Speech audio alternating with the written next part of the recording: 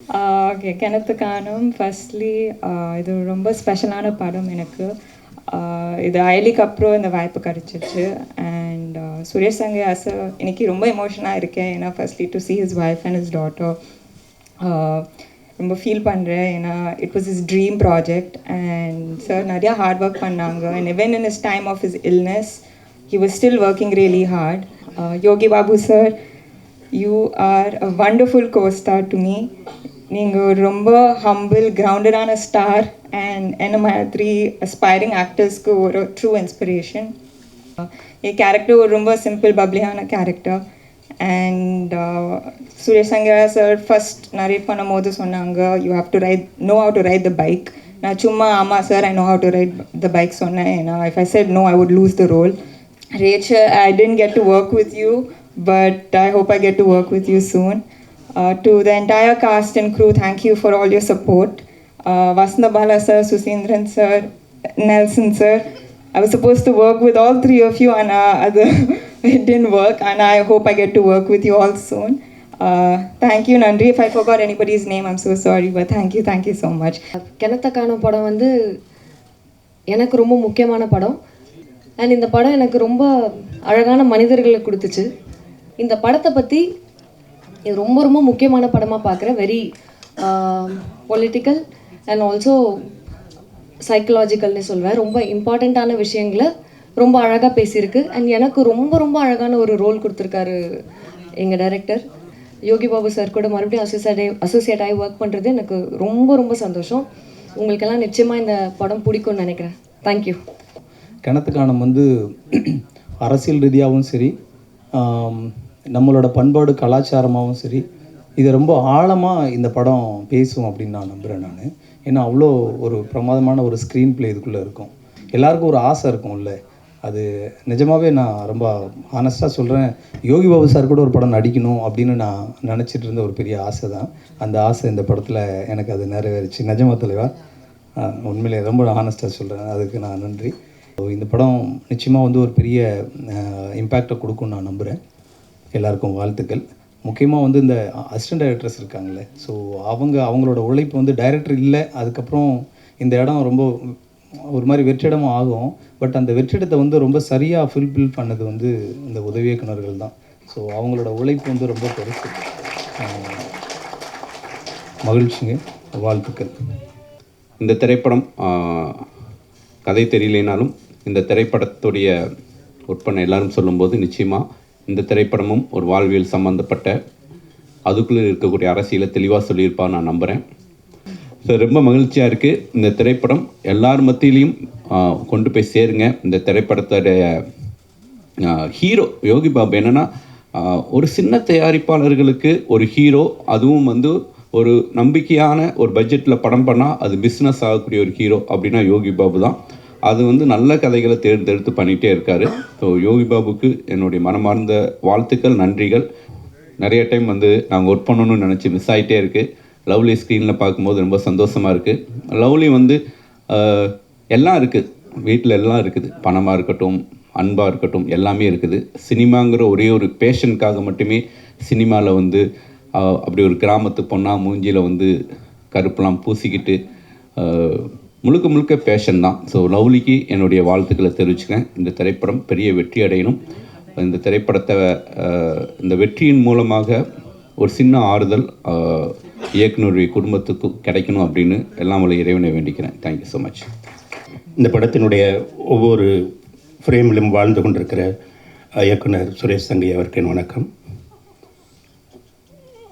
இந்த Dream Warriors, RP Pictures, box office எதுவுமே வந்து எனக்கு புதுசு இல்லை. நான் எல்லாமே அந்த குடும்பம், ஜியோ ஹாட்ஸ்டார் உட்பட.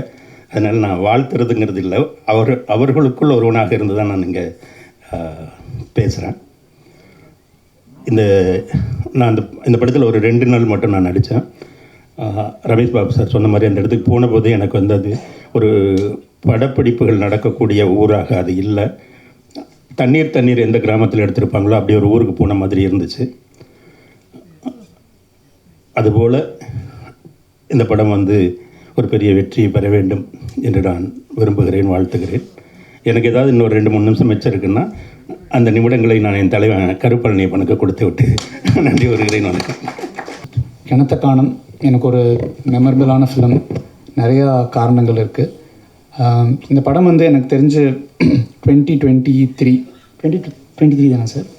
அப்போ வந்து இந்த படம் வந்து இப்போ இந்த பூஜைக்கு நான் போயிருந்தேன்.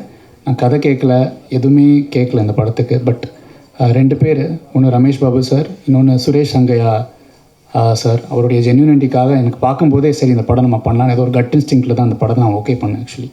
ஸோ அப்படி ஆரம்பித்த ஒரு ஜேர்னி ஃப்ரம் 2024. இந்த படம் வந்து எனக்கு ஒரு ஸ்பெஷலான ஃபிலிம். ஏன்னா நான் இப்போது நிறையா folk films like village films பண்ணுறதுக்கு ஒரு ஸ்டார்டிங் பேஸாக இருந்தது வந்து இவருடைய ஒர்க் பண்ணது தான் ஆக்சுவலி. கிணத்த காணும் தான். So to the cast, Yogi Babu sir, good to know you sir. உங்களை வந்து நான் இப்போ தான் நேரில் பார்க்குறேன். அண்ட் ரேச்சல் மேம், லவ்லின், ரொம்ப நல்லா பண்ணியிருக்கீங்க ஸ்க்ரீனில். So have a great future. கடைசியாக நாங்கள் ஷூட்டிங் பண்ணிகிட்டு இருக்கும்போது ஒரு முறை எல்லாம் இந்த ஆர்டிஸ்ட்டுங்க, நிறைய ஆர்டிஸ்ட்டுங்க எல்லாரையும் வந்து உட்கார வச்சு டிராக்டர்லேருந்து தள்ளிட்டு இருக்கான். நான் அப்போ சும்மா ஜென்ரலாக பேசிட்டுறேன், என்னப்பா பண்ணிகிட்ருக்கான்னு பார்த்தா டிராக்டர்லேருந்து எல்லோரும் கீழே வந்துட்டான். ஏய் என்னடா பண்ணிகிட்ருக்க, லைவாக இருந்தால் தான் நான் சூப்பராக இருக்கும் அப்படின்னா, அதுக்காக என்னடா எல்லோரும் கீழே மண்ணு கொட்டுற மாதிரி கொட்டிகிட்ருக்கேன் அப்படின்னு. எல்லா விஷயமும் லைவாக பண்ணி ஒரு விஷயமும் இந்த படத்தை பெரிய அளவில் கொண்டு வந்தது சுரேஷ் சங்கையா. ஷார்ட் எடுத்துன்னே இருப்போம். கேமராமேன் வந்து சார் வந்து ஃப்ரேம் செட் பண்ணுற கேப்பில் ஆனால் இன்னொரு கதை இருக்குண்ணே அப்படின்னு, என்னப்பா அப்படின்னு, இதே முடியலே போகணும் அப்படின்னு, கேளு அப்படின்னு அந்த 15 நிமிஷம் ஒரு கதை சொல்லியிருக்காப்புல என்கிட்ட. அடுத்த படம் தான் பண்ணுறோம், ரமேஷ் சார் கிட்டே போய் போட்டுருவோம் போயிட்டு அப்படின்னு.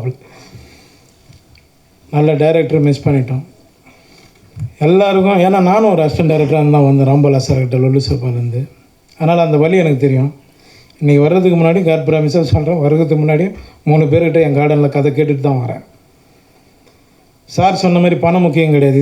இதே பரணி ஸ்டுடியோவில் ஏவிஎம்லாம் வந்து 1 டைலாக் 2 டைலாக் பேசுறதுக்கு ரோட்டில் நின்று இருக்கேன். பணம் முக்கியம் இல்லை சார், கரெக்ட் தான் சார். மேடை ஏறி சாமி இல்லைன்னு சொல்கிறத விட, ஆமாம் சார், அப்படி பார்த்தோன்னா நம்மளால் இஎம்ஐ கட்டவே முடியாது சார். ஊறப்பட்ட பிரச்சனை இருக்குது. அத்தனை அசிஸ்டன்ட் டைரக்டர் போகிறாங்க. இன்றைக்கி யார் சார் எந்த ப்ரொடக்ஷனில் நீங்கள் வந்து அவங்களுக்கு ஒரு வாய்ப்பு கொடுக்குறீங்க? கரெக்ட் தானே?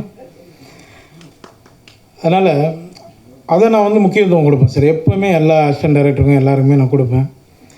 இன்னொன்று ஒரு சின்ன ஆசை அதிகம் பண்ணிகிட்ருக்கேன். எப்படியும் அதையும் எழுதிடுங்க நம்ம நண்பர்கள்லாம். ஒரு சின்ன கதை பண்ணி ஒரு அசிஸ்டன்ட் டைரக்டர் ஒரு வாய்ப்பு கொடுத்துருக்கேன் சார், ஒரு ப்ரொடியூசரை பிடிச்சி. அதுக்குள்ளே யாரும் சொன்னாங்க அது எப்படி இருக்குன்றாங்க. சுரேஷ் சங்கையா, நீ வந்து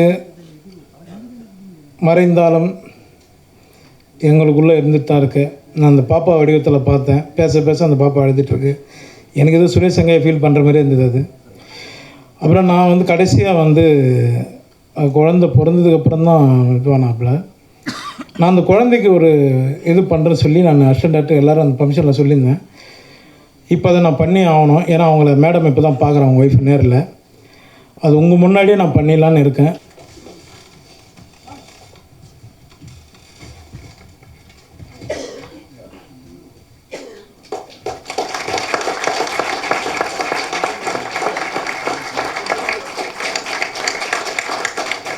நான் ஒரு நம்பிக்கை வச்சுருப்பேன் சார். இன்னும் நான் மேடை ஏறி சாமி இல்லைன்னு சொல்கிறத விட மலை ஏறி சாமி கும்பிட்டுலாங்க. நான் வணங்குற முருகனை நம்பி இந்த படம் வெற்றி அடைய எல்லோரும் வேண்டியது. தேங்க்யூ.